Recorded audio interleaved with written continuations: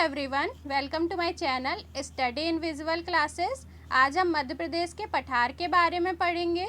अगर आपने हमारा चैनल सब्सक्राइब नहीं किया है तो वीडियो के नीचे दी हुई रेड बटन को प्रेस करके चैनल को सब्सक्राइब करें। और आपने हमारे पिछले वीडियो नहीं देखे हैं तो उसकी लिंक मैंने डिस्क्रिप्शन में दे दी, आप वहाँ जाके देख लें। और वीडियो पसंद आए तो वीडियो को लाइक और शेयर करना ना भूलें। तो हम स्टार्ट करते हैं। सबसे पहले है मालवा का पठार। तो हम देखते हैं इससे कौन कौन से क्वेश्चन बन सकते हैं।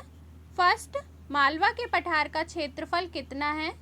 तो इसका क्षेत्रफल है 88,222 वर्ग किलोमीटर। ठीक है।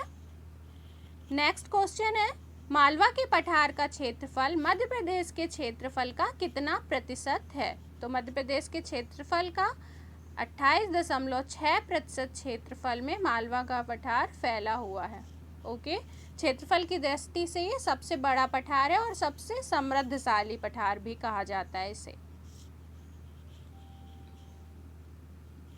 नेक्स्ट है, मालवा के पठार को अन्य किस नाम से जाना जाता है? तो मालवा के पठार को किस नाम से जाना जाता है? गेहूं ढलिया पठार। नेक्स्ट, किसने मालवा की जलवायु को विश्व की सर्वश्रेष्ठ जलवायु कहा था? तो विश्व की श्रेष्ठ जलवायु कहा था फाहियान ने। वो घूमने आया था और उसे मालवा की जलवायु बहुत पसंद आई थी। नेक्स्ट है, मालवा प्रदेश की सबसे ऊंची चोटी कौन सी है? तो मालवा प्रदेश की सबसे ऊंची चोटी है सिगार चोटी और इसकी ऊंचाई है 881 मीटर। उसके बाद, कर्क रेखा मध्य प्रदेश के किस पठार के बीचों बीच से गुजरती है? तो किस पठार के बीचों बीच से गुजरती है? मालवा के पठार से। मालवा के पठार का निर्माण कैसे हुआ है? तो ज्वालामुखी के लावे से मालवा के पठार का निर्माण हुआ है। फिर है, मालवा के पठार में कौन कौन सी नदियां बहती हैं? तो यहाँ पे काली सिंध, क्षिप्रा, पार्वती, चंबल, बेतवा नदियां बहती हैं। उसके बाद है, मालवा के पठार की कितनी प्रतिशत भूमि वन से आच्छादित है? तो 39 से 40% भूमि में वन विस्तृत है। नेक्स्ट, मालवा पठार की औसत वर्षा कितनी है? यहाँ कितनी वर्षा होती है? तो ये होती है लगभग 125 से 75 सेंटीमीटर। मालवा के पठार की औसत ऊंचाई कितनी है? इसकी औसत ऊंचाई है 500 मीटर। उसके बाद देखेंगे मध्य भारत का पठार। मध्य भारत का पठार मध्य प्रदेश के किस क्षेत्र में स्थित है? तो ये स्थित है उत्तर व उत्तर पश्चिम में। मध्य भारत के पठार का निर्माण कैसे हुआ है? तो मध्य भारत के पठार का निर्माण हुआ है आर्कियन तथा विंध्यन क्रम की चट्टानों के द्वारा। नेक्स्ट क्वेश्चन है, मध्य भारत के पठार की दक्षिणी सीमा पर कौन सा पठार स्थित है? तो दक्षिणी सीमा पर मालवा का पठार स्थित है। मध्य भारत के पठार की औसत ऊंचाई कितनी है? इसकी औसत ऊंचाई भी है 500 मीटर। मध्य भारत के पठार को अन्य किस नाम से जाना जाता है? तो मध्य भारत के पठार को सरसों के पठार के नाम से जाना जाता है। मालवा के पठार को गेहूं ढलिया पठार और मध्य भारत के पठार को सरसों के पठार के नाम से जाना जाता है। मध्य भारत का पठार कितने प्रतिशत क्षेत्रफल में विस्तृत है? तो ये विस्तृत है 32,896 वर्ग किलोमीटर में। ये मिसप्रिंट हो गया है, 32,896 है, ध्यान रखिएगा। मध्य भारत के पठार का क्षेत्रफल मध्य प्रदेश के क्षेत्रफल का कितने प्रतिशत है? तो मध्य प्रदेश के क्षेत्रफल का 10.68% में मध्य भारत का पठार विस्तृत है।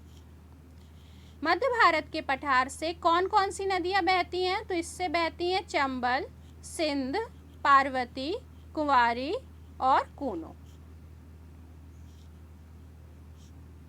नेक्स्ट है, मध्य भारत के पठार में औसत वर्षा कितनी होती है? तो यहाँ की औसत वर्षा जो है वो 75 सेंटीमीटर से कम होती है। मध्य भारत के पठार का कितने प्रतिशत भाग वन से आच्छादित है? तो इसका 20 से 27% भाग वन से आच्छादित है। मध्य भारत के पठार में कौन सी मिट्टी पाई जाती है? तो यहाँ पे जलोढ़ तथा काली मिट्टी पाई जाती है। और मालवा के पठार में काली मिट्टी की बहुतायत है, काली मिट्टी पाई जाती है वहाँ पे, और कपास भी बहुत अधिक मात्रा में वहाँ पे होता है, कपास की खेती होती है। उसके बाद है बुंदेलखंड का पठार। ठीक है, तो बुंदेलखंड का पठार मध्य प्रदेश के किस क्षेत्र में स्थित है? तो ये स्थित है उत्तर मध्य में। नेक्स्ट क्वेश्चन है, बुंदेलखंड के पठार के पश्चिम में कौन सा पठार है? तो बुंदेलखंड के पठार के पश्चिम में मध्य भारत का पठार है। इससे जितने भी रिलेटेड क्वेश्चन बन सकते थे सारे क्वेश्चन मैंने इसमें ऐड किए हैं, तो आप लोग ध्यान से देखिएगा, वीडियो को अंत तक ज़रूर देखिएगा। और क्या है ना कि एग्ज़ाम में क्वेश्चन घुमा फिरा के पूछ लेते हैं। नेक्स्ट है, अजयगढ़ की पहाड़ियाँ बुंदेलखंड के पठार के किस ओर अवस्थित हैं? तो अजयगढ़ की पहाड़ियाँ बुंदेलखंड पठार के दक्षिण पूर्व में अवस्थित हैं। उसके बाद है, बुंदेलखंड के पठार का कुल क्षेत्रफल कितना है? तो बुंदेलखंड के पठार का कुल क्षेत्रफल कितना है? 54,560 वर्ग किलोमीटर। ठीक है, ये कुल क्षेत्रफल है। और मध्य प्रदेश में कितना है? 23,737 वर्ग किलोमीटर। ध्यान दीजिएगा, एग्जाम में मध्य प्रदेश का ही क्षेत्रफल पूछेगा, कुल क्षेत्रफल ज़्यादातर नहीं पूछा जाता है, मैंने बता दिया, आप लोग ये चीज़ ज़रूर ध्यान रखिएगा। ठीक है, ये कुल है और ये मध्य प्रदेश का है। इसके बाद है, बुंदेलखंड के पठार का निर्माण कैसे हुआ है? तो बुंदेलखंड के पठार का निर्माण हुआ है आग्नेय एवं कायांतरित चट्टानों के द्वारा। नेक्स्ट क्वेश्चन, भू आकृति की दृष्टि से इस पठार को कितने भागों में बांटा गया है? तो इसको 2 भागों में बांटा गया है। किसमें किसमें? मैदानी और उच्च भूमि में। नेक्स्ट क्वेश्चन है, बुंदेलखंड के पठार की ऊंचाई कितनी है? तो बुंदेलखंड के पठार की जो 70% भाग है उसकी ऊंचाई 300 से भी कम है, और बाकी जो शेष है उसकी ऊंचाई 300 से 600 मीटर के बीच में है। 70% भाग 300 मीटर से भी कम है और शेष भाग 300 से 600 के बीच में है।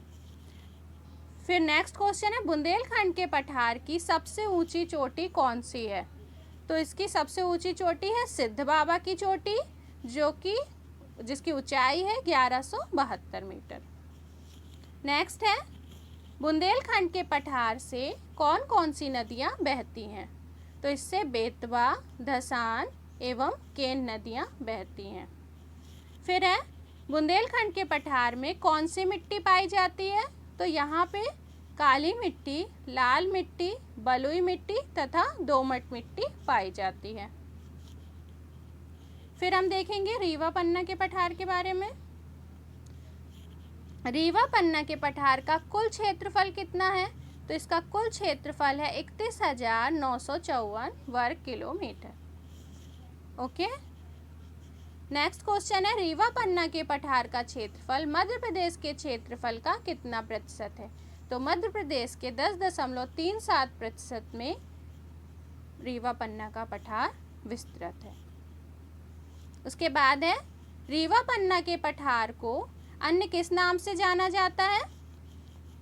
तो इसे विंध्यन या कगारी प्रदेश के नाम से जाना जाता है। ठीक है, रीवा पन्ना के पठार को विंध्यन कगारी प्रदेश के नाम से जाना जाता है। नेक्स्ट है, रीवा पन्ना के पठार का निर्माण कैसे हुआ था? तो रीवा पन्ना के पठार का निर्माण हुआ था आर्यन चट्टानों के अपरदन के द्वारा। ठीक है, नेक्स्ट है, रीवा पन्ना के पठार के अंतर्गत कौन कौन से जलप्रपात आते हैं?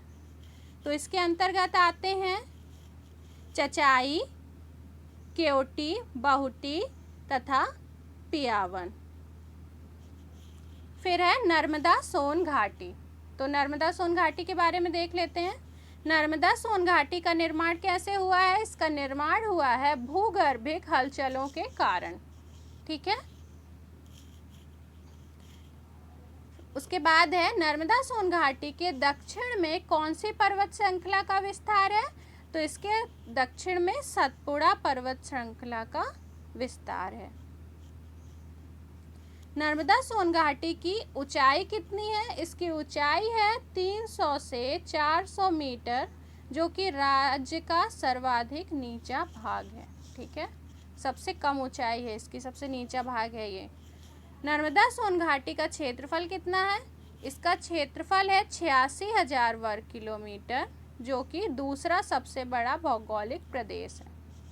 ओके, सबसे बड़ा भौगोलिक प्रदेश कौन सा था? मालवा का पठार, और दूसरे नंबर पे है नर्मदा सोन घाटी। नेक्स्ट है नर्मदा सोन घाटी का क्षेत्रफल मध्य प्रदेश के क्षेत्रफल का कितना प्रतिशत है? तो ये है 26%।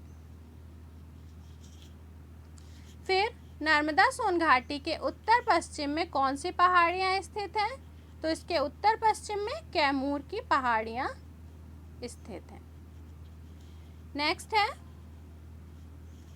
नर्मदा सोन घाटी से कौन कौन सी नदियां बहती हैं? तो इससे कौन कौन सी नदियां बहती हैं? नर्मदा, सोन एवं जोहिला। ठीक है। नेक्स्ट है नर्मदा सोन घाटी में कैसी मिट्टी पाई जाती है? तो यहाँ काली, गहरी काली और कंकरीली मिट्टी पाई जाती है। नर्मदा सोन घाटी का कितने प्रतिशत भाग वन से आच्छादित है? तो यहाँ का 25% भाग वन से आच्छादित है। फिर है बघेलखंड का पठार। बघेलखंड के पठार का विस्तार कहाँ पर है? इसका विस्तार है राज्य के उत्तर पूर्वी क्षेत्रों में। बघेलखंड के पठार का कुल क्षेत्रफल कितना है? इसका कुल क्षेत्रफल है 1,40,000 वर्ग किलोमीटर, और मध्य प्रदेश में इसका क्षेत्रफल है 28,000 वर्ग किलोमीटर। मध्य प्रदेश का क्षेत्रफल आप लोगों को ध्यान रखना है। फिर है बघेलखंड के पठार का क्षेत्रफल मध्य प्रदेश के कुल क्षेत्रफल का कितना प्रतिशत है? तो ये है कुल क्षेत्रफल का 7%, जो कि क्षेत्रफल की दृष्टि से सबसे छोटा पठार है। सबसे बड़ा था मालवा का पठार और सबसे छोटा है बघेलखंड का पठार। उसके बाद है बघेलखंड के पठार में कौन कौन सी नदियां प्रवाहित होती हैं? तो यहाँ पे सोन, रिहंद एवं गोपद नदियां प्रवाहित होती हैं। फिर सतपुड़ा मैकाल श्रेणी। तो सतपुड़ा मैकाल श्रेणी में इसका निर्माण कैसे हुआ है सबसे पहले देखेंगे। तो बेसाल्ट चट्टानों द्वारा इसका निर्माण हुआ है।